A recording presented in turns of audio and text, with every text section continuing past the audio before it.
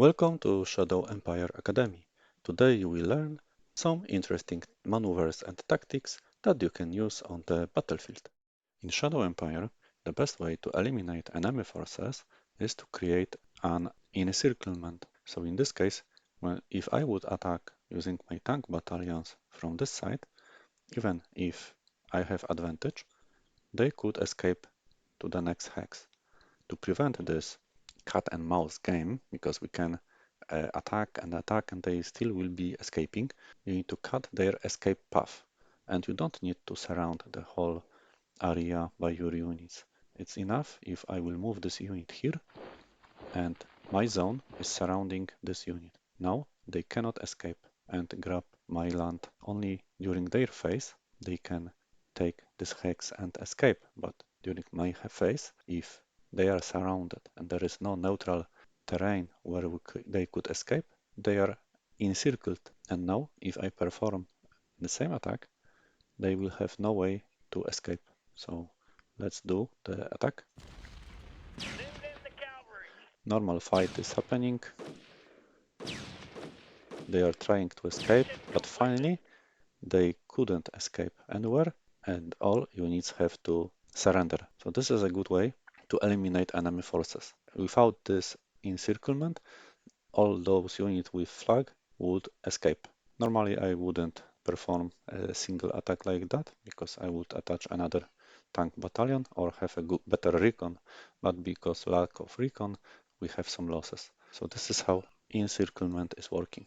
So now let's do the same attack, but without taking this hex. So let's check.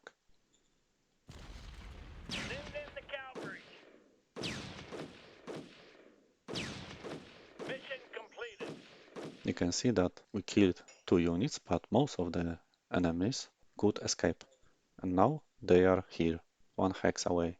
So even if I will move here and attack using my other units next round, still they will be able to escape. That's why encirclement is the best tool to eliminate such neutral forces.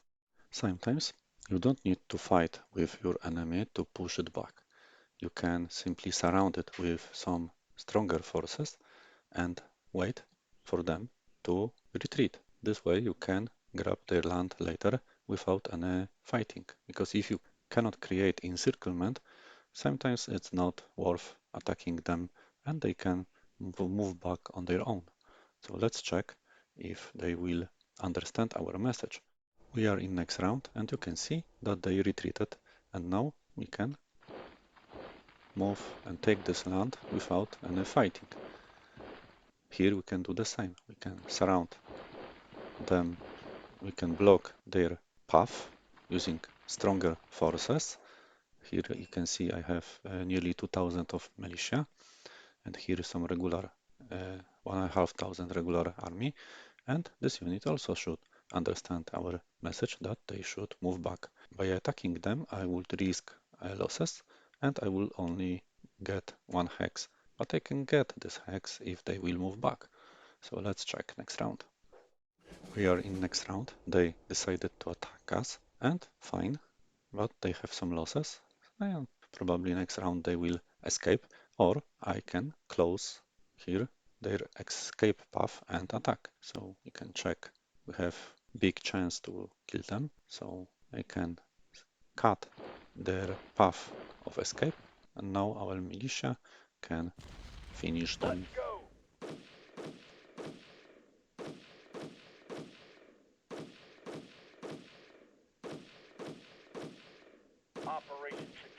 And in the last round, the encirclement worked because normally they would escape. And we can move and take more land. So you need to move carefully and don't hurry with attacking enemy forces. And here we have another interesting situation where we have major regime border, so we cannot push the border further without war, but we have here neutral forces. So this is a good opportunity if we know that we can use the pushback technique on them to grab major regime land without a war, because this unit can cross border of major regime, but we cannot. But if we force them to move back, we can take also land of this major regime. So I will show you few rounds from this gameplay. So let's move to the next round. You can see that I move 2 units that are stronger than the neutral forces, and they create a hole in major regime border. So move back, you can see by retreating, they taken land from major regime, and now I can chase them and also grab land which is now neutral. So let's check next round. You can see I can move forward and the neutral forces are creating a big gap in the territory of major regime. Next round, they moved some reinforcements, but still you can see that this technique is quite nice to create a big gap in major regime borders.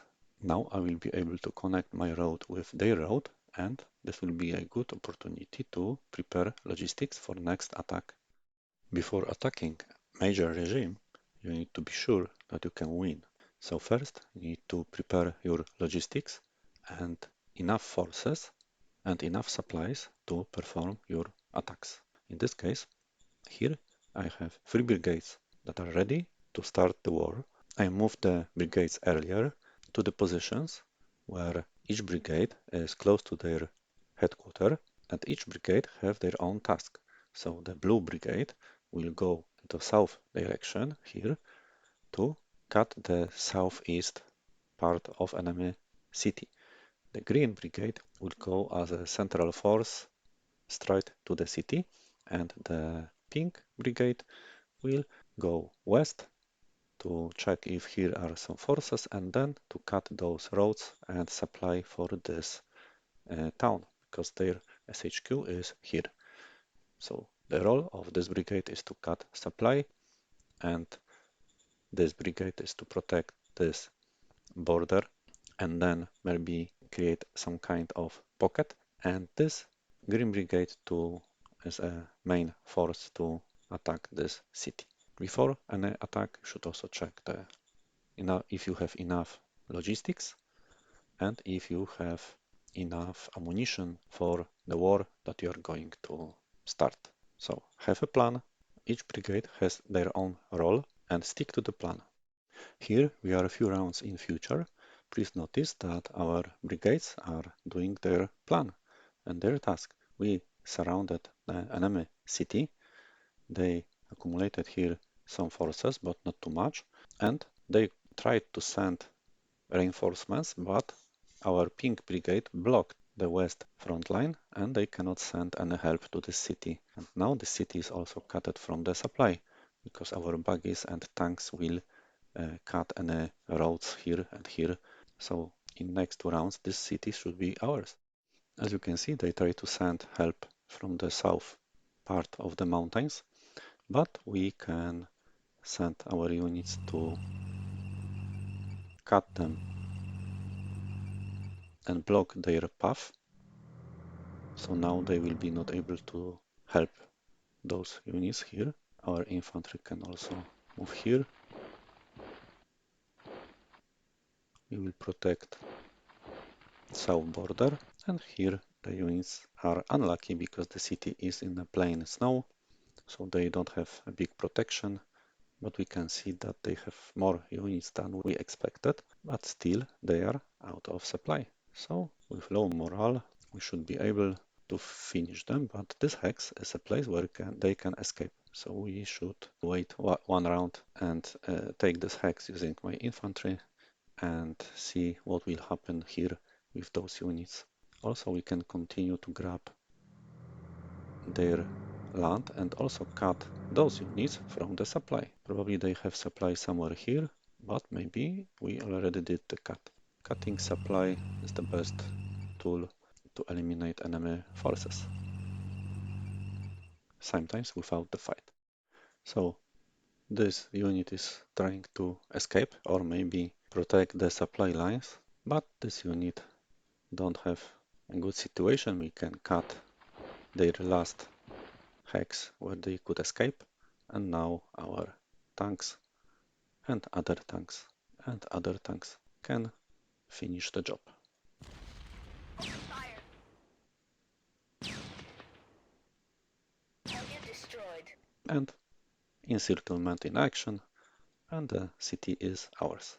So don't hurry with attacks, but try to cut enemy supply lines and even far away, because the supply flows from the SHQ. That's why they created here a second SHQ to have any supplies from the city, because the city also have their own stock of resources, so they created another SHQ, and they also could buy some resources from the market directly to this zone, and then this SHQ, even cut it from the second SHQ, could have some supplies. So this is quite interesting tactic that they did to protect their forces. Worth to remember. Sometimes if you don't know how many enemies are in the hex and you have low recon, you can use your small militia units that are weak to simply throw them at enemy positions and do some recon. So you don't have here recon buggies, but you have useless weak militia, so we can attack and check if they will gain some recon. You can see 150, 90, 228 recon points. We have lost militia units, but we gain a lot of recon.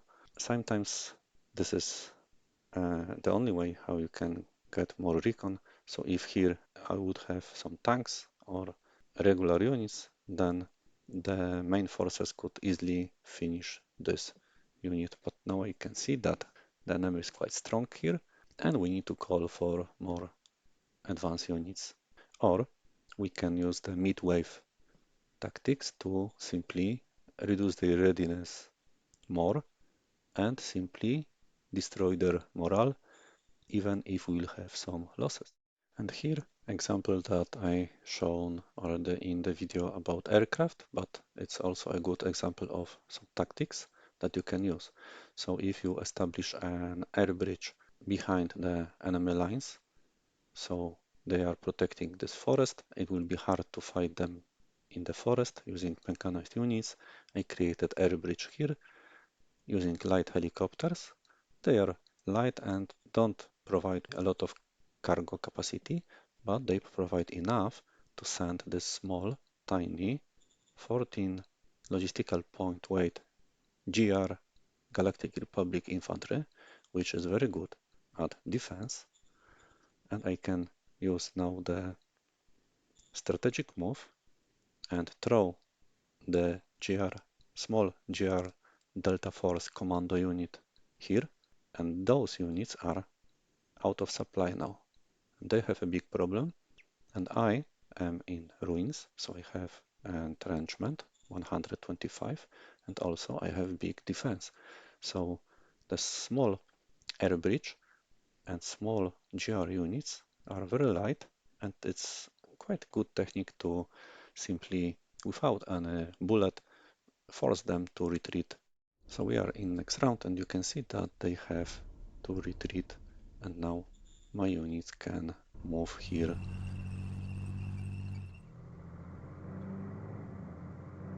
and continue our path to this city. Sometimes before using artillery for range attack, it's good to perform a recon on this hex, because the higher the recon, the better the accuracy of range attacks. So we can use, for example, recon buggies to perform a kind of recon in force. So we will attack with the hope that they will retreat.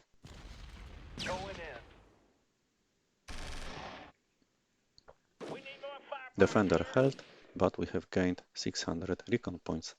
So mechanized units have less disadvantage during the first two combat rounds than infantry, because infantry is really weak in first 2 rounds and can have losses. So mechanized units are good to perform a kind of recon in force, but only if the odds are not really bad. So now you can see we have 600 recon, and now the attack of our artillery will be much more accurate. Even if this is militia, and our air attack also will be much more accurate in this hex because we have much more recon. So even if we do not cause too many kills, we should probably decrease a lot their readiness, and entrenchment was decreased to 1. And last very important hint is that you should use postures. I have noticed that some players don't use postures too much, but they can give you really powerful modifiers like fluid defense. You can see that infantry and artillery get 40% on defense and mechanized forces plus 30% on attack. It's a very good and powerful posture card. So to play postures, if you click on any unit, you need to go to the headquarter of that unit, and then on that headquarter unit, we can click the stratagem button to assign one of the headquarter stratagem cards. So those are posture cards that are developed by your staff council. So staff council has a special task called postures, and here if you assign some percentage of your bureaucratic points over time, you will be able to get some random posture cards, and the cards are really powerful. Like for example, infiltration, your infantry get plus 30% attack. Reconnaissance, so this is a card that you can play on mechanized units to even improve the efficiency of Reconnaissance, and they will retreat much faster. So in this case, at 20% of losses, so it's very safe to do Reconnaissance with that card. Blitzkrieg, if you have a lot of tanks and fuel, you can use it to increase attack by 60%. All of our attack is quite a risky card, but increase your infantry attack by 75%, but also defense is decreased by the same number, and they die on retreat, so very risky card, but sometimes why not? Defense also quite useful, 40% on defense. If you play on infantry brigade, on heavy infantry brigade, it's hard to cross them. Field training, quite rare use, but if you have a lot of new recruits, you can play it to speed up the training. Entrenchment also good if you have some line to protect, and hold the line if this is very important location that you cannot afford retreating. So it's increasing the retreat threshold to 80% of losses. And force march also very useful to move faster your infantry if you cannot use strategic movement. And there are much more interesting cards, so please use posture cards. They are very useful. And one point, if you already have a posture, so to remove the posture, you can go to your headquarter, and then in the unit administration, if you scroll down, here you can remove the posture, or simply you can play another one to replace this one. Please check other videos in our playlist, and thank you for watching.